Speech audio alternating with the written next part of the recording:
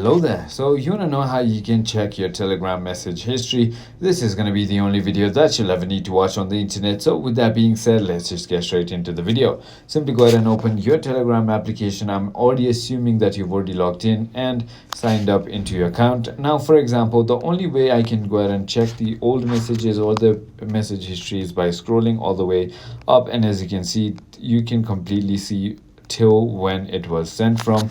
The other way you can go ahead and do it is by just forwarding your previous message to your saved message, and when you do that, when you go to save messages, all your messages are going to be saved right over here that you can check in the future. So that is about it. There's no other particular ways that you can go ahead and check your history.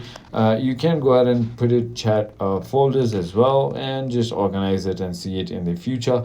That is about it. I hope this video was helpful to you. If it was, hit that like